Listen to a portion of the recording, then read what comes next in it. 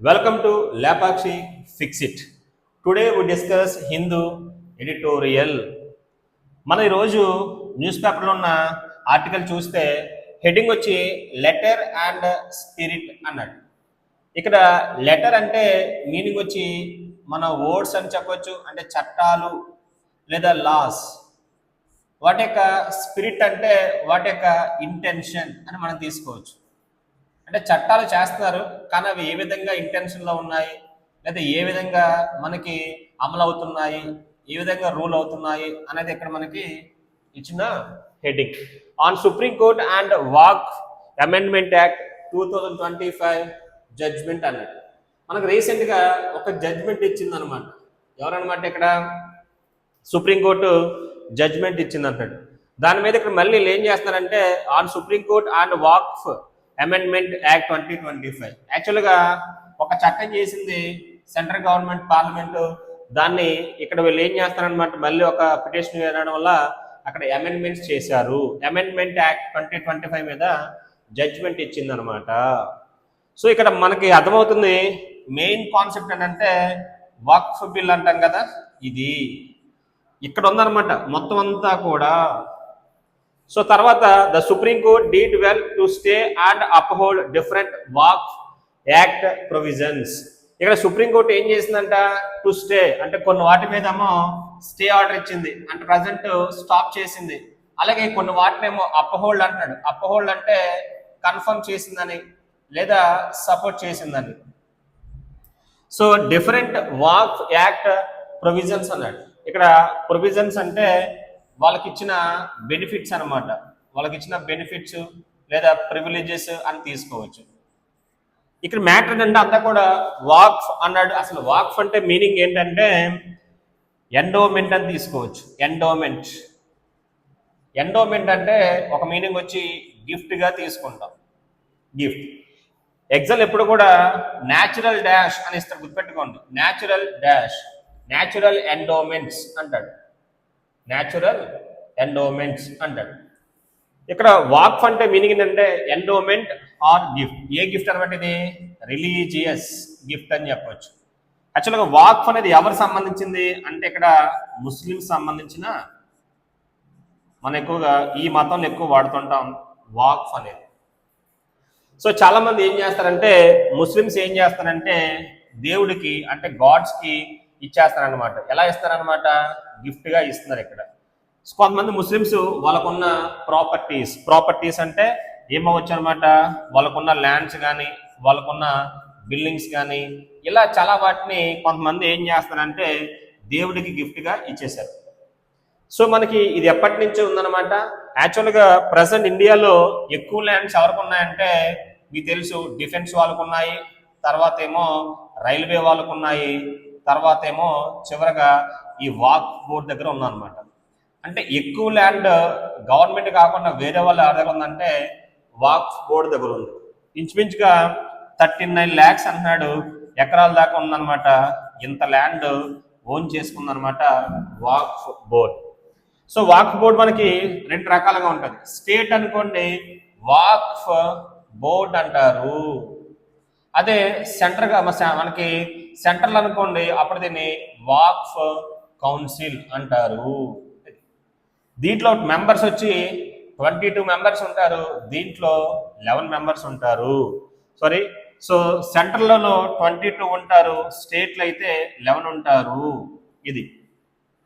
So ఇప్పుడు చాలా మంది ఏంటంటే ముస్లిమ్స్ అనే వాళ్ళు ఏం చేస్తారంటే దేవుడికి గిఫ్ట్గా ఇచ్చేస్తున్నారు.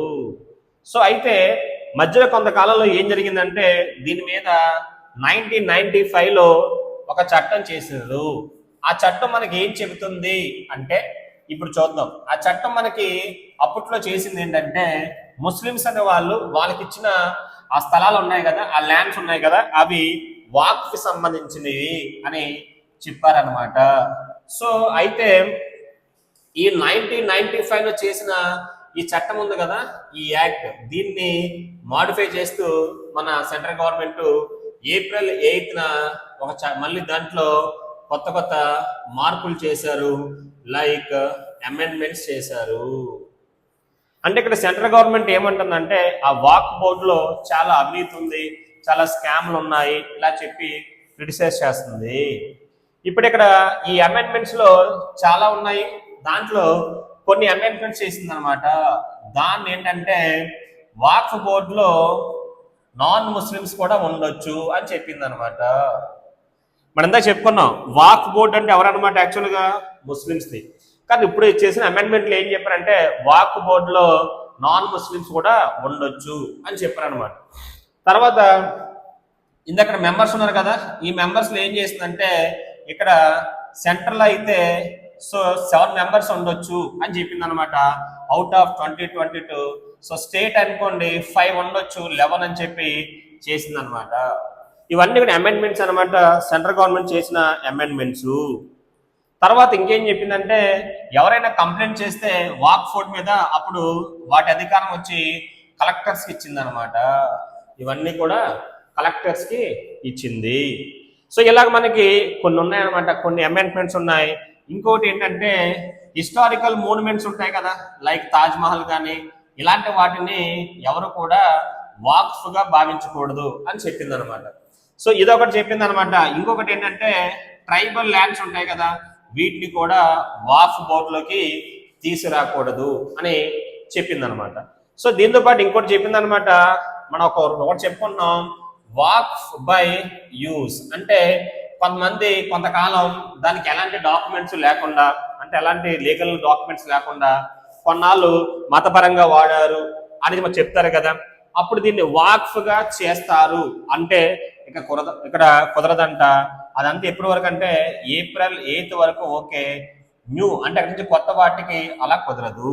సపోజ్ ఒక ప్లేస్ ఉందనుకోండి, ఎవరో సడన్ గా వచ్చి ఈ ప్లేస్ ఎప్పటి నుంచో వాడుతున్నారు, మతపరంగా వాడుతున్నారు, ఇది డొనేషను, ఇది లీగల్ డాక్యుమెంట్స్ లేవు అన్నప్పుడు ఒకప్పుడు యాక్సెప్ట్ చేసేవారు, ఇప్పుడైతే అలాంటివి యాక్సెప్ట్ చేయరంట. సో ఇవన్నీ కూడా అమెండ్మెంట్స్ లో చేసిందనమాట మనకి ఇక్కడ సెంట్రల్ గవర్నమెంట్. అయితే దీని మీద ప్రతిపక్షాలు ఉంటాయి కదా, మీకు తెలుసు ఆటోమేటిక్ గా ప్రతిపక్షాలు లైక్ కాంగ్రెస్ పార్టీ కానీ, మన స్టేట్ గవర్నమెంట్ లో వైఎస్ఆర్సీపీ కానీ, ఇలాగా చాలా స్టేట్ గవర్నమెంట్స్ కూడా సుప్రీంకోర్టుకి వెళ్ళాయి. యాక్చువల్గా సుప్రీంకోర్టు ఇచ్చే డిసిషన్స్ ఎప్పుడు ఎలా ఉంటాయి అనమాట, సో ఎవరో ఒకరికి ఫేవర్గా ఉంటాయి. ఇక్కడ ఏంటంటే ఇద్దరికి ఫేవర్గా ఉన్నాయి, అంటే టోటల్ గా అపోజ్ చేయలేదు. ఆ అమెండ్మెంట్స్ ని మొత్తానికి తీయకుండా కొన్ని వాటినేమో అపోజ్ చేసింది, కొన్ని వాటిని ఓకే చేసింది.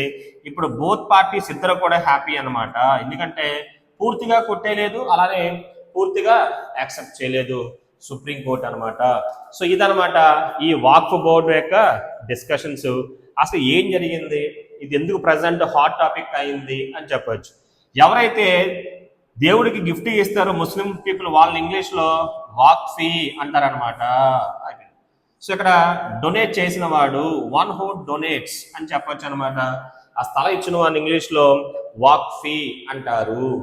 సో ఇలాగా ఇక్కడ ఇంకోటి చేసిందనమాట. అక్కడ ఏం చేసిందంటే మన సెంట్రల్ గవర్నమెంట్ ఏం చేసిందంటే నాన్ ముస్లిం పర్సన్ కూడా వాక్ఫ్ లో హెడ్ గా ఉండొచ్చు అని చెప్పింది అనమాట. ఇప్పుడు దీన్ని సుప్రీంకోర్టు అపోజ్ చేసింది. అసలు అది ముస్లిం సంస్థ కదా, అలాంటప్పుడు మీరు నాన్ ముస్లిం పర్సన్ ని హెడ్ గా ఎలా పెడతారు అని చెప్పి క్వశ్చన్ చేసింది అనమాట. అంటే కొన్ని వాటిని మాత్రం ఇది అపోజ్ చేసింది. దీంట్లో ఏదో అపోజ్ చేసింది అనమాట, నాన్ ముస్లిం దీన్ని అపోజ్ చేసింది, తర్వాత దీన్ని కూడా అపోజ్ చేసింది. ఇక్కడ 4 అన్నాం కదా, దీన్ని 7-4 గా మార్చింది, ఇక్కడేమో 3 గా మార్చింది. కలెక్టర్స్ కి ఫుల్ అధికారాలు ఇచ్చారు కదా, దీని మీద ఎవరైనా కంప్లైంట్ ఇస్తే దానికి వాక్ఫ్ యొక్క హోదా పోతుంది, ఇది ఎలా జరుగుతుందని చెప్పి క్వశ్చన్ చేసింది. ఇలా అన్నమాట రకరకాల కాన్సెప్ట్స్ ఉన్నాయి. ఇవాళ అయితే మాత్రం వాక్ఫ్ బోర్డు మీద మీకు తెలుసు ప్రతిపక్షాలు ఎప్పుడు కూడా యాంటీగా మాట్లాడతాయి. ఇక్కడ మనకు మాట చెప్పింది సుప్రీంకోర్టు, ఏం చెప్పిందంటే గవర్నమెంట్స్ ఎప్పుడు కూడా అన్ని మతాలని సమానంగా చూడాలి, ఒక మతానికి ఫేవర్ గాను ఒక మతాన్ని తక్కువగాను అలా చూడొద్దు. మీరు ఏం చేసినా అన్ని మతాలకి ఒకేలా చూడాలి, అందరినీ సమానంగా చూడాలి. అలాగే ఇలాంటి డిఫికల్ట్ పొజిషన్ మీరు ఏం చేస్తారంటే సో అపోజిషన్ పార్టీస్ని కూడా కన్సల్ట్ చేయాలి. మీరు వీళ్ళతో డిస్కషన్ చేసిన తర్వాత ఇలాంటి బిల్లులు చేస్తే ఇలాంటి ప్రాబ్లం ఉండదు. మీరు ఏకపక్షంగా వ్యవహరించొద్దు. ఇలాంటి కొంచెం డిఫికల్ట్ సబ్జెక్ట్స్ కాబట్టి ఇలాంటి వాటిని మీరు ఏం చేస్తారంటే అపోజిషన్ పార్టీస్ని కూడా తీసుకొని వాళ్ళతో డిస్కషన్ చేసి అప్పుడు అందరూ కలిసి సామరస్యంగా ఇలాంటి వాటిని మనం ఏంటనమాట ఇక్కడ సో సాల్వ్ చేసుకోవాలి అని చెప్పింది అనమాట. సో ఇక్కడ సెంట్రల్ గవర్నమెంట్ చేసిన 2025 అమెండ్మెంట్స్ లో కొన్ని వాటిని సుప్రీంకోర్టు ఏం చేసింది అనమాట, స్టే చేసింది. కొన్ని వాటినేమో ఓకే వీళ్ళు బాగానే చెప్పారు అని చెప్పి సపోర్ట్ చేసింది అనమాట. సో ఇలా అనమాట ఇవాళ మనం ఇచ్చింది ఇదని చెప్పొచ్చు అనమాట. హిందూ ఎడిటోరియల్లో ఉన్న ఒక కంటెంట్ అది మనం చూద్దాము. ఓకే, సింపుల్ గా చెప్పాలంటే 1995లో చట్టం చేశారు. అప్పుడు అదంతా కూడా చాలా ఫేవరబుల్గా ఉంది ముస్లిమ్స్ కి. ఇప్పుడు రీసెంట్ గా చేసింది అయితే కొంతవరకు ముస్లిమ్స్ అనే వాళ్ళు అన్హ్యాపీగా ఉన్నారు. కానీ సెంట్రల్ గవర్నమెంట్ ఏమంటుందంటే చాలా మంది వాళ్ళ స్వలాభాల కోసం వాళ్ళ సొంత పనుల కోసం ఈ యొక్క మతాన్ని వాడుకుంటున్నారు, గవర్నమెంట్ ల్యాండ్స్ ని ఆక్యుపై చేసేస్తున్నారు అని చెప్పి ఇక్కడ ఇలా చెప్పింది అనమాట. అలాగే ముస్లిమ్సే కాదు ఇందులో నాన్ ముస్లిమ్స్ కూడా మెంబర్స్ గా ఉండొచ్చు అని చెప్పింది అనమాట. దాన్ని యాక్సెప్ట్ చేసింది అనమాట సుప్రీంకోర్టు. కానీ నాన్ ముస్లిం వచ్చి హెడ్ గా ఉండొచ్చు, వాక్ బోర్డుకి కానీ వాక్ కౌన్సిల్కి కానీ అన్నదాన్ని మాత్రం స్టే చేసింది అనమాట.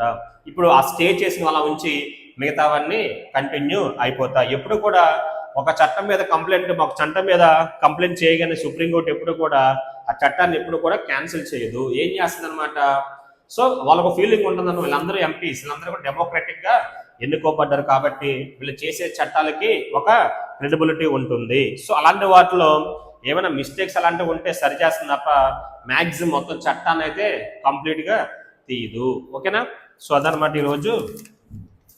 సో ఎడిటోరియల్ స్టార్ట్ చేద్దాం. The supreme court of India walked అంటున్నాడు అనమాట ఏ టైట్ రోప్. వాక్ అంటున్నాడు, తర్వాత ఏ టైట్ రోప్ అన్నాడు. ఇదొక ఇడియంగా తీసుకోండి. So face difficult situation. ఇక్కడ ఏం చెప్తున్నాడంటే సుప్రీం కోర్ట్ ఆఫ్ ఇండియా అంట వాక్డ్ అంటున్నాడు, ఏ టైట్ రోప్ ఈ నీడ్స్ జడ్జిమెంట్ అంటున్నాడు. ఒక జడ్జిమెంట్ ఇచ్చిందనమాట. ఎప్పుడంట, delivered on September 15, 2025. Okay, so September 8న 2025 September 8న ఒక జడ్జిమెంట్ ఇచ్చిందంట. ఇప్పుడు కూడా జడ్జిమెంట్ స్పెల్లింగ్ JUDGEMENT అని రాయొచ్చు, లేదా JUDGMENT అని కూడా రాయొచ్చు. మనకు దీన్నే ఎడ్యుడికేషన్ అంటాము. మనం ఎక్కువగా రాస్తుంటాం కోర్టులో అయితే ఓడ్ ఎక్కువ వర్డిక్ట్ అంటాము. మనందరికీ బాగా తెలుసు, వొకాబులరీ చాలా ఇంపార్టెంట్. సో అందుకే మనం ప్రతిసారి రాస్తున్నాము కాబట్టి ప్రతి స్పెల్లింగ్ ప్రతి మీనింగ్ జాగ్రత్తగా ఓకేనా నోట్ చేసుకోండి, బాగా చదవండి. So on the Waqf amendment act 2025 అప్పటికే చట్టం చేసేసింది పార్లమెంటు. దాని మీద ఇప్పుడు పిటిషన్ వేశారనమాట. ఇప్పుడు సుప్రీంకోర్టు జడ్జ్మెంట్ ఇచ్చింది. Which amended the 1995 walk act to regulate Muslim religious endowments. ఇందాక చెప్పాం రిలీజియస్ ఎండోమెంట్స్ అన్నాడు. అక్కడ ఎండోమెంట్స్ అంటే గిఫ్ట్ అని చెప్పాను. ఎండోమెంట్ ఇది చాలా చాలా ఇంపార్టెంట్. ఎండోమెంట్ అంటే మీనింగ్ వచ్చి గిఫ్ట్ అని మనం చెప్పొచ్చు. సో రిలీజియస్ అంటే అక్కడ మీనింగ్ వచ్చి మతపరమైన గిఫ్ట్స్ అంటున్నాడు అనమాట. Including vast land holdings across India. మన దేశంలో ఎక్కువ ఆస్తున్న వాటిలో డిఫెన్స్, తర్వాత ఏమో రైల్వే, తర్వాత ఈ వాక్ఫ్ బోర్డ్ అనమాట. వాక్ఫ్ బోర్డ్ అనేది ఎక్కువ ల్యాండ్స్ ని కలిగి ఉందంటున్నాడు. ఇంక్లూడింగ్ వ్యాస్ట్ ల్యాండ్ అన్నాడు. అక్కడ వ్యాస్ట్ అన్నాడు. వ్యాస్ట్ ఇంగ్లీష్ లో వ్యాస్ట్ అంటే మీనింగ్ వచ్చి హ్యూజ్ అని తీసుకోవచ్చు. మనకు దీన్నే ఇమ్మెన్స్ అని కూడా మనం తీసుకుంటాము, గిగాంటిక్ అని మనం తీసుకుంటాము. సో తర్వాత వ్యాస్ట్ అన్నప్పుడు హ్యూజ్ కదా, చాలా ఎక్కువ ఆ మీనింగ్ ఇస్తున్నాడు. ఏ సెన్స్ ఇక్కడ పాజిటివ్ సెన్స్ అనమాట. చాలా మంది ఇక్కడ చూస్తారు గిగాంటిక్ అంటే ఎక్కువ. మనకు దీన్నే జయంట్ అంటాము, GIANT జయంట్ అంటాము, లేదంటే మెమోత్ అంటాము, లేదంటే బెహమోత్ అంటాము. ఇవన్నీ కూడా ఎక్కువ. సో వ్యాస్ట్ ల్యాండ్ హోల్డింగ్స్, అట్లా హోల్డింగ్స్ అంటే వాళ్ళు కలిగి ఉన్నారని. అక్రాస్ ఇండియా దేశం మొత్తం కూడా వాక్ఫ్ కి చాలా ల్యాండ్స్ ఉన్నాయన్నమాట. దాని మీద ఉన్న చట్టాన్ని ఇప్పుడు మన సెంట్రల్ గవర్నమెంట్ సవరించింది. అంటే అమెండ్మెంట్స్, మీకు తెలుసు అమెండ్మెంట్స్ అంటే మోడిఫికేషన్స్ చేసింది. The court put several controversial provisions on hold. చాలా మటుకు the court put several controversial provisions. అక్కడ గుర్తుపెట్టుకోండి, ప్రొవిజన్స్ అంటే అక్కడ మీనింగ్ వచ్చి బెనిఫిట్స్ అన్నమాట. అంటే యాక్చువల్గా ఇవి ముస్లిమ్స్ ఫేవర్గా ఉండేవి, వాటిని హోల్డ్ లో పెట్టింది. ఇక్కడ బెనిఫిట్ గా మనం తీసుకోవచ్చు. హోల్డ్ చేసింది అంటే స్టాప్ చేసింది. But refused to freeze the entire act అన్నాడు. The court put several controversial provisions on hold but refused to freeze the entire act on grounds of constitutionality and other concern. తర్వాత అక్కడ చెప్పాడు కానీ refuse చేయడానికి ఒప్పుకోలేదు. To freeze, అక్కడ freeze అంటే ఆపేయడం, బ్లాక్ చేయడం. మన ఎక్కువ ఫ్రీజ్ అంట, అక్కడ ఫ్రీజ్ అంటే స్టాప్ అని చెప్పొచ్చు. ఏం ఆపాడు అనమాట? The entire act on grounds of constitutionality and other concerns. ఇక్కడ వీళ్ళు వేసిన పిటిషన్ చెప్పింది అనమాట, మేమైతే ఈ మొత్తం అంతా టీలింగ్ అని దీంట్లో కొన్ని ఇబ్బందికరంగా ఉన్నాయి, వాటిని మాత్రమే స్టే చేస్తుంది తప్ప, ఎందుకంటే అక్కడ పార్లమెంట్ లో వచ్చింది కాబట్టి మేము దీన్ని టోటల్ గా అంటే అక్కడ చెప్పాడు, అక్కడ రాజ్యాంగబద్ధంగా వచ్చిన దట్ ఈస్ కాల్డ్ కాన్స్టిట్యూషనాలిటీ అన్నాడు. అండ్ అదర్ కన్సర్న్స్, అక్కడ ఆన్సర్ అదర్ కన్సర్న్స్ అంటే మాకు కొన్ని కన్సర్న్స్ ఉంటాయి, మాకు కొన్ని ప్రాబ్లమ్స్ ఉంటాయి, కాబట్టి బిల్లు అక్కడ చట్టం మొత్తాన్ని మేమైతే తీయలేం కానీ కొన్ని వాటిని మాత్రం అయితే హోల్డ్ చేస్తాము. సో అక్కడ కాంట్రవర్షియల్ ప్రొవిజన్స్ అన్నాడు. కాంట్రవర్షియల్ అన్నాడు. కాంట్రవర్షియల్ అంటే ఏంటనమాట? డిస్ప్యూటబుల్. కాంట్రవర్షియల్ అడ్జెక్ట్ గా చెప్పండి, మీనింగ్ వచ్చి డిస్ప్యూటబుల్. అంటే దాంట్లో ఏదో ఒక కాంట్రవర్సీ ఉంటుంది, చాలా అది కరెక్ట్ గా ఉన్నదనమాట, డిస్ప్యూట్ కి కారణమవుతుంది. So act on grounds of అన్నాడు. అక్కడ గ్రౌండ్స్ ఒక మీనింగ్ వచ్చి గ్రౌండ్ అంటే బేస్ గా తీసుకోవచ్చు. గ్రౌండ్ అంటే అక్కడ మీనింగ్ నౌన్ గా చెప్పారనుకోండి, ఆన్ ద బేస్ అంటే అక్కడ దాన్ని బేస్ చేసుకుంటున్నాము. On grounds of constitutionality and other concerns అన్నాడు. These stand out to be a rare instance where supporters. Actual గా ఇలాగా మొత్తం చట్టాన్ని ఇక్కడ చేసిన అమెండ్మెంట్స్ మొత్తాన్ని అపోజ్ చేయలేదు, అలా అని చెప్పి అందరు పూర్తిగా సపోర్ట్ చేయలేదు. సో కొంచెం సపోర్ట్ చేస్తుంది, కొంచెం అపోజ్ చేస్తుంది. ఇలాంటివి సాధారణంగా అరుదుగా జరుగుతాయి సుప్రీంకోర్టు వాటిల్లో, ఎందుకంటే ఇద్దరికి ఫేవర్ గా అంటే కంప్లైంట్ చేసిన వాడికి కంప్లైంట్ మీద ఇద్దరికి కూడా ఫేవర్ గా జడ్జ్మెంట్ రాదు. ఇక్కడ వచ్చిందనమాట 50-50 అనమాట, ఇద్దరికి సమానంగా విన్ అయినట్టు. సో చెప్తాడు అక్కడ దాన్నే these stand out to be a rare instance where supporters and critics అన్నాడు. అక్కడ సపోర్టర్స్ అండ్ క్రిటిక్స్, క్రిటిక్ అక్కడ ఏ సెన్స్ వస్తుంది అనమాట? Negative sense critic. సో అక్కడ పక్కన చెప్పినాడు సపోర్టర్స్ అండ్ పక్కన చెప్తున్నాడు of act claimed vindication for their respective positions in the courts order. అక్కడ వాళ్ళు చెప్తున్నారు అనమాట, మాదే విజయం అని వాళ్ళకి వాళ్ళు చెప్పుకుంటున్నారు. విండికేషన్ అంటే మీనింగ్ వచ్చి జస్టిఫికేషన్ గా చెప్పొచ్చు. సో మేం చేసిన వాదనే జస్టిఫై అయింది, మేం చెప్పింది కరెక్ట్ అయింది అని చెప్పి సపోర్టర్స్ క్రిటిక్స్ అంటే గవర్నమెంట్ సెంట్రల్ గవర్నమెంట్ చేసిన ఈ అమెండ్మెంట్స్ ని సపోర్ట్ చేసిన వాళ్ళు అలాగే అంటారు అనమాట, ఇలా క్రిటిక్ చేసిన వాళ్ళు కూడా ఇలాగే అంటున్నారు. సో ఇద్దరికి 50-50 ఛాన్సెస్ ఉన్నాయి.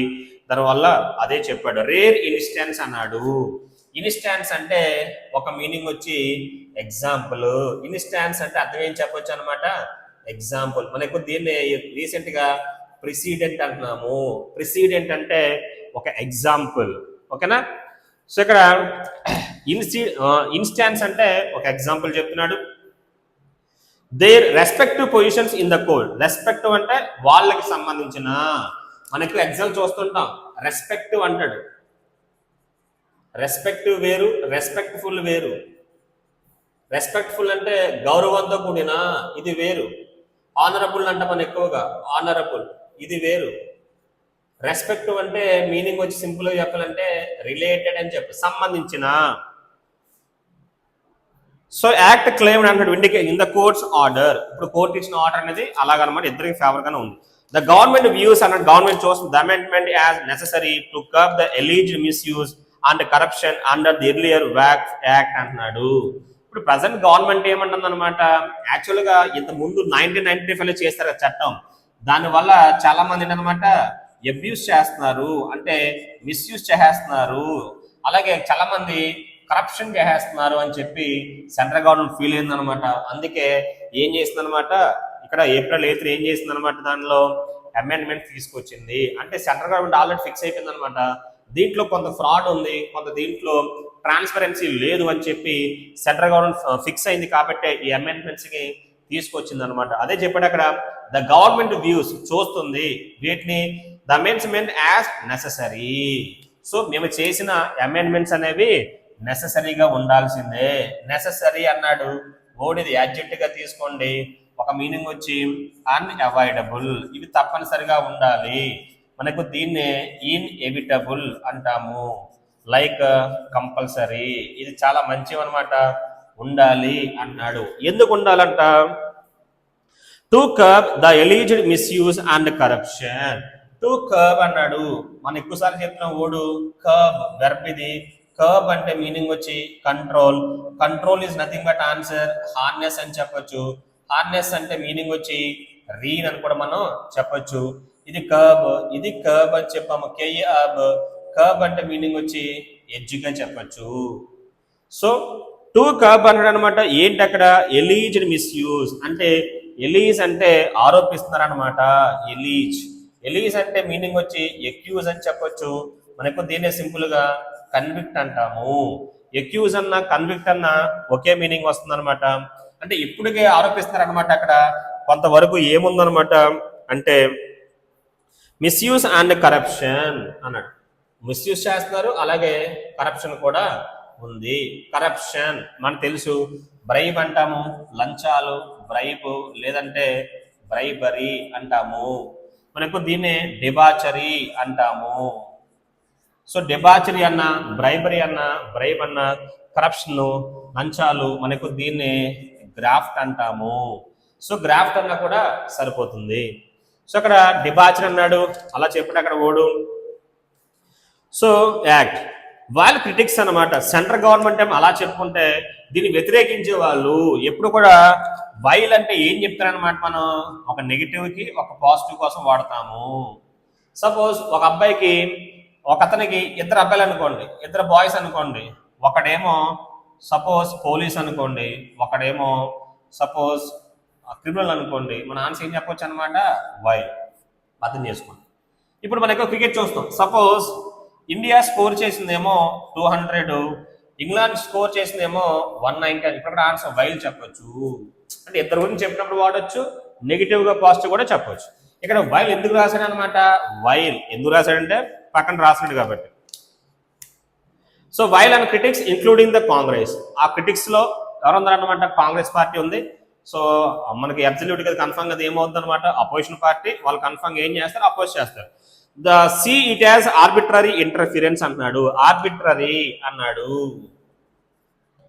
ఆర్బిట్రరీ అంటే మీనింగ్ వచ్చి ఆటోక్రటిక్ అనమాట, అంటే నియంతగా మాట్లాడడం. మనకు దీన్నే డెస్పాటిక్ అంటాము. సో లేదు మీరు ఏం చేశారంటే ఏకపక్షంగా దీంట్లో మీరు ఇంటర్ఫియర్ అయిపోయారు అనమాట. అసలు యాక్చువల్గా మీరు అసలు దీంట్లో రావక్కర్లేదు. అలాంటిది మీరు ఇక్కడ ఎలా చేస్తున్నారంటే మీరే పవర్ఫుల్ గా, మీరే ఆటోక్రటిక్ గా మాట్లాడుతున్నారని చెప్పి కాంగ్రెస్ పార్టీతో పాటు కొంతమంది ఉన్నారనమాట క్రిటిసైజ్ చేసేవాళ్ళు. వాళ్ళు ఎక్కడ వాళ్ళ వాదనని చెబుతున్నారంట. So interference in the affairs of the Muslim community. Interference అన్నాడు, ఇంటర్ రాసి ఫీరెన్స్ అన్నాడు. ఇంటర్ఫీరెన్స్ అంటే మీనింగ్ ఏం చెప్పొచ్చు మనం, ఇంటర్వెన్షన్, జోక్యం చేసుకుంటున్నాడు. మనకు దీన్నే ఇంటర్ సెషన్ అంటాము, లేదా ట్యాంపర్ అని కూడా మనం చెప్తుంటాము. ట్యాంపర్ లేదా కావాలంటే మెడల్ అని కూడా రాస్తుంటాము. సో అక్కడ ఎఫైర్స్ అంటే ఇష్యూస్ లేదా మ్యాటర్స్ అనమాట. సో అక్కడ చెప్పారు అనమాట, లేదు మీరు కావాలనే సో ఆటోక్రాటిక్ గా బిహేవ్ చేస్తారని చెప్పారు in the affairs of the Muslim community. అంటే కమ్యూనిటీ అంటే యాక్చువల్గా గ్రూప్ గా తీసుకోవచ్చు. సపోజ్ కమ్యూనిటీ అంటే అర్థం అనమాట, ఒకే క్యాస్ట్ అవ్వచ్చు, ఒకే మతం అవ్వచ్చు, ఒకే స్టేట్ అవ్వచ్చు, ఒకే డిస్ట్రిక్ట్ అవ్వచ్చు. దట్ ఈస్ కాల్డ్ కమ్యూనిటీ, అంటే same kind of people. The court has now stayed. ఇప్పుడు కోర్ట్ ఏం చేసింది అనమాట, స్టే ఇచ్చింది. The requirement that only Muslims practising for 5 years can create waqf అనమాట. సో మనకి ఇందులో చట్టంలో ఒక అమెండ్మెంట్ చేశారనమాట. ఎవరైతే 5 years పాటు ముస్లిమ్స్ గా ఉంటారో వాళ్ళు మాత్రమే వక్ఫ్ బోర్డ్ ని ఏర్పాటు చేయొచ్చు అని చెప్పింది అనమాట. మన గవర్నమెంట్ చేసిన అమెండ్మెంట్స్ లో దీన్ని స్టే చేసింది. సో అతను ఎలా చెప్తారనమాట, అతను 5 years నుంచి ఉంటున్నాడా ముస్లింలో, లేదా 6 years, అది మీరు ఎలా చెప్తారు, మీరు అక్కడ దేన్ని బేస్ చేసుకుని చెప్తారు, దానికి ఒక ప్రూఫ్ లేదు కదా అనే దీన్ని స్టే చేసింది అనమాట సుప్రీంకోర్టు. తర్వాత so and the power vested in district collectors to adjudicate Waqf property dispute. అలాగే మీరు ఏం చేశారనమాట, డిస్ట్రిక్ట్ కలెక్టర్ మీరు ఏం చేశారనమాట, పవర్స్ ఇచ్చారు కదా, దాని మీద కూడా స్టే ఇచ్చిందంట. ఒకటి ఏంటనమాట 5 years ముస్లిం దాని మీద స్టే ఇచ్చింది, సెకండ్ ఏమో డిస్ట్రిక్ట్ కలెక్టర్స్ ఉంటారు కదా దాని మీద కూడా స్టే ఇచ్చింది. అక్కడ వాళ్ళు ఏం చేయొచ్చు అనమాట, ఎడ్యుడికేట్ చేయొచ్చు అనమాట, ఇది ప్రాపరా కాదా అని సింపుల్ చెప్పాలంటే జడ్జ్ చేయొచ్చు. ఒక డిస్ట్రిక్ట్ కలెక్టర్ దీన్ని జడ్జ్ చేయలేరు, చేయకూడదు అని చెప్పి దాని మీద కూడా స్టే ఇచ్చిందంట. తర్వాత it also cap non Muslim members to 4 in the central walk council and 3 in the state board. మనం చెప్పుకున్నాం కదా ఆల్రెడీ, 4 ఏమో సెంటర్ లో ఉండాలి, సో 3 ఏమో స్టేట్ ఉండాలన్నమాట. టోటల్ ఇక్కడ 22 మెంబర్స్, ఇక్కడ ఏమో 11 మెంబర్స్ అని చెప్పి చెప్పింది అనమాట. కానీ యాక్చువల్గా అమెండ్మెంట్ లో ఏం చెప్పింది అనమాట సెంట్రల్ గవర్నమెంట్ అంటే, డౌన్ ఫ్రమ్ పొటెన్షియల్లీ 12-7 అనమాట. ఇందాక వాళ్ళు ఏం చెప్పారు అనమాట, దీన్ని 12 ఇక్కడేమో 7 అన్నారనమాట. దీన్ని క్యాన్సిల్ చేసి ఇక్కడ 3 అని చెప్పింది, ఇక్కడ 12 తీసేసి 4 అని చెప్పింది అనమాట. సో ఇదన్నీ కూడా కొత్తగా ఇచ్చిన రూల్స్ అనమాట. సో ఇది కూడా చెప్పింది అనమాట, డౌన్ ఫ్రమ్ పొటెన్షియల్లీ 12 and 7 పక్కన రెస్పెక్టివ్లీ చెప్పాం కదా, రెస్పెక్టివ్లీ అంటున్నాడు, 12 and 7 దాన్ని తీసేసి 4+3 మార్చింది. The court also directed the CEOs of waqf board should preferably be Muslims. ఇందాక ఏం చెప్పింది మన సెంట్రల్ గవర్నమెంట్, నాన్ ముస్లిం కూడా డైరెక్టర్ గా ఉండొచ్చు అని చెప్పింది, దీన్ని కొట్టేసింది అనమాట. అసలు వాక్ఫ్ అంటే ముస్లిమ్స్, ముస్లిం యొక్క బోర్డు కదా, దాని హెడ్ గా నాన్ ముస్లిం ఎలా ఉంటారని చెప్పి ఇది కూడా ఫేవర్ గా ఇచ్చింది అనమాట. ఇక్కడ వరకు చూసుకుంటే ఇవన్నీ కూడా ఎవరైతే అపోజిట్ గా మాట్లాడుతున్నారో వాళ్ళకి ఫేవర్ గా ఉన్నట్టు ఇవన్నీ కూడా. ద కోర్ట్ ఆల్సో పక్కన చెప్పాడు, the removal of the provision for waqf by user recognition in the amended law has been upheld. చెప్పాం కదా, ఎవరైనా వచ్చి కొంతకాలం వాడుకొని ఇది వాక్ఫ్ అంటాం కదా, ఇలాంటి వాటిని కొత్త అమెండ్మెంట్ లో ఏం చేసింది సెంట్రల్ గవర్నమెంట్, తీసేసింది అనమాట. దీన్ని మాత్రం అప్హెల్డ్ చేసింది. అప్హోల్డ్ కి పాస్టెన్సే అప్హెల్డ్ అనమాట, అంటే సపోర్ట్ చేసింది. ఇప్పుడు ఎంత చెప్పుకున్నాం ఓకేనా, నాన్ ముస్లిం గురించి, ముస్లిమ్స్ 5 years గురించి, డిస్ట్రిక్ట్ కలెక్టర్ గురించి, ఈ నెంబర్ గురించి, దీన్ని మాత్రం అపోజ్ చేసింది అనమాట. ఇప్పుడు మాత్రం వీటికి ఫేవర్ గా మాట్లాడుతుంది సుప్రీంకోర్టు. దేనికి అనమాట అంటే చెప్పాం కదా, ఇక్కడ నుంచి ఎవరైనా కొత్తగా వచ్చే వాళ్ళకి వాక్ఫ్ బై యూజర్ అనే దాన్ని చేయలేరు అనమాట. ఇంతవరకు ఆల్రెడీ చేస్తారు కదా, ఎప్పటికి April 8 ముందు చేస్తారు కదా, వాటికి అప్లై అవుతుంది కానీ కొత్త వాటికి అప్లై కాదంట. ఇక్కడ నుంచి కూడా సెంట్రల్ గవర్నమెంట్ కి ఫేవరబుల్ గా మాట్లాడుతున్నారు. With the caveat the Waqf properties registered on April. అక్కడ ఆన్సర్ కేవియట్ అంటే కండిషన్. సో April 8 బిఫోర్ వరకు ఉన్న వాటికి ఓకే. అక్కడ కేవియట్ అంటే మీనింగ్ వచ్చి కండిషన్ గా చెప్పొచ్చు, కండిషన్. ఆ కండిషన్ పెట్టింది కదా గవర్నమెంట్, సో దాని ముందు పర్లేదు. Under such a claim remain protected అనమాట. Under such a claim remain protected, కాబట్టి అంత ముందు అంటే మాత్రం అవి మాత్రం సేఫ్ అనమాట, బాగానే ఉన్నాడు. Restriction on Waqf status for protected monuments అంటే గవర్నమెంట్ కొన్ని హిస్టారికల్ బిల్డింగ్స్ వాటిని ఏం చేస్తుంది అనమాట, మాన్యుమెంట్స్ గుర్తించి వాటిని కాపాడుకుంటుంది. అలాంటి వాటిని ఇంకెవరో ఒకసారి అనమాట ఇది మా మతం ఉంది అని చెప్పడం ఛాన్స్ లేదన్నమాట. లైక్ చార్మినార్ కానీ, గోల్కొండ అలాంటివి ఉన్నాయి కదా, ఇలాంటి వాటిని ఎవరు కూడా వచ్చి ఇది మాది అని చెప్పడం, మా మతం ఉంది అని చెప్పడానికి లేకుండా చేసింది. దీన్ని సపోర్ట్ చేసింది అనమాట సుప్రీంకోర్టు. తర్వాత చెప్తున్నాడు, and tribal lands were deemed constitutionally valid అంటున్నాడు. అక్కడ వ్యాలిడ్ అంటే లీగల్. సో అక్కడ అలాగే ఎవరైతే కొంతమందిని ఏం చేస్తారంటే ట్రైబల్ ల్యాండ్స్ కూడా ఏదో ఒక మతం వాళ్ళు తీసేసుకుంటారు. లైక్ ఏదో క్రిస్టియన్స్ కానీ, ముస్లిమ్స్ కానీ ఏదో ఒక మతం వాళ్ళు వచ్చి ఇవి మావే అని చెప్తారు కదా, దాన్ని కూడా అపోజ్ చేసింది అనమాట సుప్రీంకోర్టు. దీనికి యాక్చువల్గా ఈ చట్టం చేసిందనమాట సెంట్రల్ గవర్నమెంట్, దాన్ని ఫేవర్ గా మాట్లాడింది. ఇక నుంచి ముస్లిం ప్రాపర్టీస్ ఎవరు కూడా అలాగా మతపరంగా ఓన్ చేసుకోలేరు, చేసుకోవద్దు కూడా అని చెప్పి చెప్పిందనమాట. ఇదనమాట సుప్రీంకోర్టు ఇచ్చిన కొన్ని స్టేస్. ఆల్రెడీ ఉన్న వాటిలో కొన్ని వాటికి ఫేవరబుల్ గా మాట్లాడింది ఇది. While the order diffuses the conflict for now అన్నాడు. అక్కడ డిఫ్యూజెస్ అంటే అది యాక్చువల్గా DAFFUS అని రాసి యాక్చువల్ అక్కడ అది కాకుండా DUFUS అని రాయాలి. యాక్చువల్ అక్కడ డిఫ్యూజ్ అంటే మీనింగ్ ఏంటంటే రిలీవ్ అని రాసి ఉండాలి. అక్కడ ఏమి ఇది రాశాడు, యాక్చువల్గా డిఫ్యూజ్ అంటే మీనింగ్ వచ్చి స్ప్రెడ్ అనమాట. యాక్చువల్గా తెలిసి అక్కడ ఇది రాస్తే ఇంకా బెటర్గా ఉండేది. ఐ థింక్ అక్కడ మిస్టేక్ అయినచ్చు, డిఫ్యూజ్ అంటాడు. అక్కడ స్ప్రెడ్ చెప్తున్నాడు అనమాట, ప్రజెంట్ చెప్తున్నాడు అక్కడ డిఫ్యూజ్ కాన్ఫ్లిక్ట్ ఫర్ ప్రస్తుతానికి అలా అయిపోయింది. The larger question for balancing religious autonomy. మతాలకి మత స్వేచ్ఛ ఉంటుంది. అటానమీ అంటే మీనింగ్ ఏం చెప్తే మనం ఫ్రీడమ్, ప్రతి మతానికి వాళ్ళకి సో అటానమీ ఉంటుంది అంటే వాళ్ళకి ఫ్రీడమ్ ఉంటుంది కదా, మనం దీన్ని గౌరవించాలి. అలాగే అన్ని మతాలు మనం సమానంగా చూడాలి. So and state regulation continuous and that is better tackle through building consensus between the communities. మనం ఎప్పుడు కూడా మతాల మధ్య ఎప్పుడు కూడా మనకి కాన్సెన్సస్ ఉండాలి అన్నాడు. కాన్సెన్సస్ అంటే నౌను. సో కాన్సెన్సస్ అంటే మీనింగ్ వచ్చి అక్కడ యాక్సెప్టెన్స్ అన్నమాట, అగ్రిమెంట్ ఉండాలి. అంటే ఒక మతం పట్ల ఇంకో మతం ఎప్పుడు కూడా సామరస్యంగా ఉండాలి, ఇద్దరి మధ్య ఏకాభిప్రాయం ఉండాలి, గొడవ పడకూడదు అని చెప్తున్నాడు. Within the between communities అంటే కమ్యూనిటీస్ అంటే క్యాస్టెస్ అలా తీసుకోవచ్చు, మతాలుగా తీసుకోవచ్చు. So autonomy claims cannot be a facade for misuse of community resources. So autonomy claims cannot be facade అన్నాడు. ఫెసైడ్ అంటే ఫేక్ అన్నమాట. సో చాలా మంది ఏం చేస్తారంటే ఏదో ఒక మతం, సపోజ్ హిందూస్ అనుకోండి హిందూ మతం, ముస్లిమ్స్ అయితే ముస్లిం మతం, క్రిస్టియన్స్ మతం, ఇలా మతాన్ని ఒక ఫేక్ గా చేసేసి అంటే దాన్ని జస్ట్ ఒక మతం అని చెప్పుకొని ఆ మతంలో దాన్ని వంక పెట్టుకొని చాలా మంది ఏం చేస్తారనమాట, కొన్ని ల్యాండ్స్ ని వాటిని అలాగే పబ్లిక్ యొక్క రిసోర్సెస్ ని వాళ్ళు ఆక్యుపై చేసేస్తున్నారు. సో అలాంటి వాటిని యాక్సెప్ట్ చేయకూడదు. కొంతమంది మతాన్ని వాడుకొని కూడా అలప్ అవుతున్నారు. అలాంటి వాటిని ఇక్కడ అపోజ్ చేస్తున్నారు అనమాట సుప్రీంకోర్టు కానీ మన సెంట్రల్ గవర్నమెంట్ కానీ. Autonomy claims cannot be facade for misuse of community resources అంటే ఒక మతానికి చెందిన ఆస్తులు కొంతమంది మిస్యూజ్ చేస్తున్నారు. బై ఇట్స్ ఓన్ లీడర్స్, దాంట్లో ఉన్న హెడ్స్ లీడర్సే.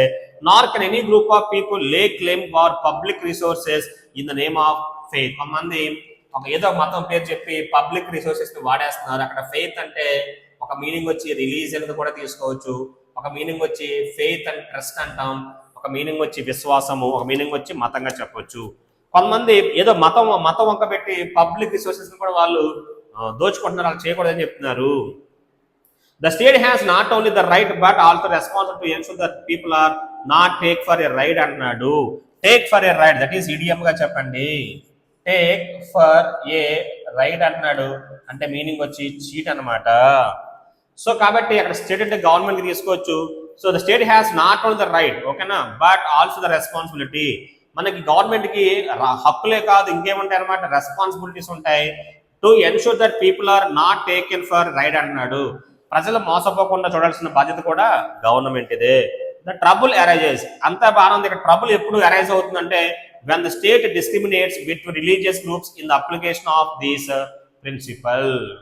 సో అక్కడ గవర్నమెంట్స్ అనేవి అన్ని మతాలని సమానంగా చూస్తే పర్వాలేదు, ఏదో ఒక మతానికి మనకి బయాస్డ్ గా ఉంటే మాత్రం అప్పుడే మనకి ప్రాబ్లమ్స్ వస్తాయి.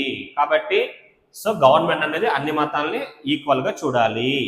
The trouble arises when the state discriminates అంటే పార్షియల్ గా చూడడం, వివక్ష చూపించడం between religious groups in the application of this principle. The court rightly went with the philosophy of presumption of constitutionality of law passed by parliament. మేము అనుకుంటున్నాము parliament లో ఒక bill pass అయ్యి చట్టం అయిందంటే దానికి రాజ్యాంగబద్ధత ఉంటుంది కాబట్టి మాకు నమ్మకం ఉందన్నమాట, మీరు అంతా కూడా కరెక్ట్ గా చెప్తున్నట్టు అని చెప్తున్నాడు. So but partisan politics of an extreme nature can be delegitimise అన్నాడు. పార్టిజాన్ అన్నాడు. పార్టిజాన్ అంటే బయాస్డ్. పార్టీస్ అంటే అబ్జెక్ట్ గా చెప్పండి. కొంతమంది మాత్రం ఉంటారంట వాళ్ళు ఏదో ఒక మతానికి ఫేవరబుల్ గా ఉంటున్నారు, వాళ్ళతోనే ప్రమాదం. But partisan politics of an extreme nature, extreme అంటే హై, నేచర్ క్యాన్ డీలిస్టమైజ్ అంటున్నాడు. డీలిస్టమైజ్ అంటే వీకెన్, డీలిస్టమైజ్ అన్నాడు. గర్భగా చెప్పండి అంటే వీకెన్. కొంతమంది మాత్రం ఏం చేస్తారనమాట, వీక్ చేసేస్తున్నారు. రిప్రజెంటేషనల్ డెమోక్రసీ, దీనివల్ల ఏమవుతుంది అనమాట, డెమోక్రసీ వీక్ అయిపోతుంది. యాక్చువల్గా ఎమ్మెల్యేస్ ఎంపీస్ ద్వారా ఎన్నికైన గవర్నమెంట్ అనేది వీక్ అవ్వకూడదు. ఎందుకు వీక్ అవుతుంది, కొంతమంది వాళ్ళ లాభం కోసం ఇలా మిస్యూజ్ చేస్తున్నారని చెప్తున్నాడు. The government must consciously negotiate, కాబట్టి గవర్నమెంట్ ఎప్పుడు కూడా చాలా కాన్షియస్ గా అంటే చాలా జాగ్రత్త కేర్ఫుల్ గా నెగోషియేట్ అంటే మీనింగ్ వచ్చి డిస్కస్ చేయాలి with opposition in parliament to ensure that laws enacted have the widest political and social acceptance. ఎప్పుడు కూడా ఒక చట్టం చేసినప్పుడు దానికి మన సొసైటీ కూడా మద్దతుగా ఉండాలి, అలాగే political parties like opposition parties కూడా మద్దతు ఇచ్చేలాగా ఆ చట్టాలు ఉంటే ఎలాంటి ఇబ్బంది ఉండదు అనమాట. వాళ్ళతో కూడా డిస్కస్ చేసి వాళ్ళకి క్లియర్ ఎక్స్ప్లెయిన్ చేసి అప్పుడు చట్టాలు చేస్తే ఇలాంటి మనకి ఇబ్బందులు రావు కదా అని చెప్తున్నాడు. ఏకపక్షంగా డిసిషన్ తీసుకోకుండా అపోజిషన్ పార్టీస్ కూడా వాల్యూ ఇచ్చి వాళ్ళని కూడా పిలిచి వాళ్ళని కూడా అందరూ ఇన్వాల్వ్ చేస్తే ఇంకా బెటర్ కదా అంటున్నాడు. So opposition parliament to ensure that laws enact అంటే లీగలైజ్, చట్ట రూపం దాల్చడం. సో హ్యావ్ ద వైడెస్ట్, అంటే వైడెస్ట్ మీన్స్ ద రేంజ్ ఎక్కువ అనమాట. వైడెస్ట్ రేంజ్ అన్నాడు political and social acceptance, political గాను అలాగే సొసైటీ పరంగా యాక్సెప్టెన్స్ ఉంటుంది. When laws affecting particular communities are made, కానీ కొన్నిసార్లు ఏమవుతుందంట particular communities are made, they should be taken into confidence. ఎవరైతే నష్టపోతారో అనుకుంటున్నారో వాళ్ళని so take into confidence అంటున్నాడు. టేక్ ఇన్ టు కాన్ఫిడెన్స్ అక్కడ answer take into confidence అన్నాడు మీనింగ్ వచ్చి రివీల్ అనమాట, సీక్రెట్స్ అనమాట. మరీ ఇబ్బంది పడితే అప్పుడు వాళ్ళని పిలిచి దాంట్లో మొత్తం అంతా కూడా ఎక్స్ప్లెయిన్ చేయమంటాడు అనమాట. So take into confidence, none of this easy. ఇవన్నీ అంత ఈజీ కాదు. అపోజిషన్ పార్టీతో మాట్లాడటం, సొసైటీ అంత ఒప్పుకోవడం, అందరికీ ఓకే ఇలా చట్టాలు చూడడం అంత కష్టం, అంత ఈజీ ఏం కాదు. అండ్ కంప్లీట్ కాన్సెన్సెస్, ఇదే చెప్పాం కాన్సెన్సెస్ అంటే agreement is never possible, but attempt should be made in the direction. కాబట్టి మనం కూడా అందరికి యాక్సెప్ట్ అయ్యేలాగా మన చట్టాలను తీసుకొచ్చే విధంగా మనం కూడా థింక్ చేయాలి. ఇదనమాట వాక్ బోర్డు మీద మన గవర్నమెంట్ చేసిన ఆ అమెండ్మెంట్స్ మీద సుప్రీంకోర్టు ఇచ్చిన తీర్పు పూర్తిగా ఫేవరబుల్ గా లేదు, ఇద్దరికి ఈక్వల్ గా ఉంది. ప్రజెంట్ అయితే మాత్రం స్టే ఇచ్చింది. Question 1, what was the Supreme Court's overall stands అంటే లుక్ లేదా డిసిషన్ మేకింగ్ అలా తీసుకోవచ్చు on the Waqf amendment act 2025. ఇద్దరికి అంటే అటు ఇటు చెప్పారు కాబట్టి it is stuck down the entire act కాదు, మొత్తం తీసేయలేదు. It upheld the entire act కాదు, it stayed some controversial provisions but upheld the rest. కొన్ని వాటిని మాత్రం స్టే ఇచ్చింది, కాంట్రవర్షియల్ ఉన్న వాటికి, కొన్ని వాటికి మాత్రం కంటిన్యూ చేసింది. Okay, best option C. Which are the following provisions did the court stay in its judgment? వీటి ప్రొవిజన్స్ మాత్రం కోర్టు స్టే ఇచ్చింది. వాక్ ఫై బై యూజరా, restrictions on Waqf status, district collectors educating Waqf property disputes. Best option C గా చెప్పొచ్చు. C is the right answer. Option 1 అనేది already చెప్పిందే కదా, దానికి సపోర్ట్ చేసింది. ఓకేనా. Third question, what change did the court order regarding non Muslim members in Waqf bodies? What change did the court order regarding? Option 1 completely బార్డా, bar అంటే ban చేయడమా? Increase their number in కౌన్సిల్సా? కాదు. Capped them 4 in central council and 3 in state boards అనమాట. Limit పెట్టింది. Non Muslims వాళ్ళకి 4+3 ఉండాలి అని చెప్పి అక్కడ లిమిట్ అనేది పెట్టింది అనమాట. అప్పుడు ఎప్పుడేం చేస్తే ఇంక్రీజ్ చేయడానికి లేదన్న, ఇంక్రీజ్ చేస్తే ఏమవుతుంది అనమాట, వాళ్ళ పవర్ ఎక్కువైపోద్ది. ఎవరి పవర్ ఎక్కువైపోతుంది? నాన్ ముస్లిం పవర్ ఎక్కువైపోద్ది. అసలు యాక్చువల్గా తీసుకొచ్చిందే ముస్లిమ్స్ కోసం కాబట్టి అలా చేయకూడదని చెప్పి చెప్పింది. Best option C. Which provision removal was upheld as valid అనమాట by the court with a condition. So 5 year practice రూలా? కాదు, కండిషన్ పెట్టింది కదా. ఇంత ముందు అయిపోయిన వాటికి ఓకే, కొత్త వాటికి అది లేదని చెప్పింది. అక్కడ వాక్ బై యూజర్ అని చెప్పుకున్నాం. బెస్ట్ ఆప్షన్ బి చెప్పండి. Waqf by user, B is the right answer. Fifth question, what broader issue does the passage say still needs to be address despite the judgment? మనం ఇప్పుడు కొన్ని వాటి మీద బ్రాడర్ గా అంటాడు. అక్కడ ఏంటది? Say still needs to be address.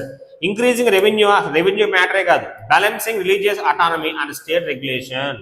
Religious autonomy మీద మనకి అక్కడ గవర్నమెంట్ కి అక్కడ పక్కన కంట్రోల్ అని చెప్పాడు, state regulation. So best option B. Sixth question, what caution does the passage give about the autonomy claims? Autonomy గురించి ఏం చెప్పారు? They should be encourage with restrictions, they can become a facet for misuse by community leader. కొంతమంది దీన్ని అడ్డు పెట్టుకుని చలరైపోతారు అంటున్నాడు. Best option B. What political approach does the passage suggest for the government when making such laws? What political approach అంటున్నాడు. ఎలా ఇచ్చింది? అందరికీ ఆమోదయోగ్యంగా ఉండాలి, అవాయిడ్ కన్సల్టింగ్ కాదు, రిలై ఆన్ జ్యుడిషియల్ కాదు, negotiate with the opposition to build wider acceptance. వాళ్ళతో discuss చేయాలి అపోజిషన్ పార్టీస్ తో. Best option C. What risk is mention about extreme parties and politics అన్నాడు. ఇట్ కెన్ స్లో డౌన్ అన్నాడా? కాదు, it can డీలిస్టమైజ్ అన్నాడు. So best option B గా చెప్పొచ్చు. B is the right answer. Upheld అంటే meaning ఏంటి? ఒకటి అయితే కన్ఫర్మ్, లేదంటే సపోర్ట్ చేయడం. Best option B. వావర్టర్న్ అన్నాడు. వావర్టర్న్ అంటే రివర్స్ చేయడం. చెప్పిన దాన్ని మనం రివర్స్ చేస్తాము. వావర్టర్న్ అని ఇంగ్లీష్ లో సింపుల్ గా వావర్ రైడ్ అంటారు. అంటే మనం ఏం చెప్పొచ్చు అనమాట, చేసిన చట్టాన్ని రివర్స్ చేయడం. So best option B. Rejected కాదు, డిస్ప్యూట్ అంటే తెలుసు, ఆర్గ్యుమెంట్. ఇగ్నోర్ అంటే నెగ్లెక్ట్ చేయడం. బెస్ట్ ఆప్షన్ బి గా చెప్పండి. B is the right answer. Next one consensus అంటే మీనింగ్ వచ్చి అగ్రిమెంట్ అని చెప్పొచ్చు. వన్ ఏ గాని బి గాని ఆప్షన్ డిఈ ఇవన్నీ ఈక్వల్ గా చెప్పొచ్చు అగ్రిమెంట్ అన్న. హార్మోనీ అంటే పీస్ అని చెప్తుంటాం. హార్మోనీ HARMONY అన్నాడు. హార్మోనీ మీన్స్ ప్రశాంతత, పీస్ గా చెప్పొచ్చు. నెక్స్ట్ ఆప్షన్ చెప్పాడు. సో హార్మోనీ అయిపోయింది. కాన్ఫ్లిక్ట్, యూనిటీ, కాన్కరెన్స్ అన్నాడు. యూనిటీ అని తెలుసు కదా, కాన్కరెన్స్ అన్న కూడా అగ్రిమెంటే. సో బెస్ట్ ఆప్షన్ అక్కడ సి చెప్పండి. C is the right answer. Conflict is the best option. That is equal to, so meaning వచ్చి డిస్ప్యూట్ అని చెప్పొచ్చు. సో అందువల్ల ఆప్షన్ సి చెప్పండి. C is the right answer. అన్నీ అయిపోయింది.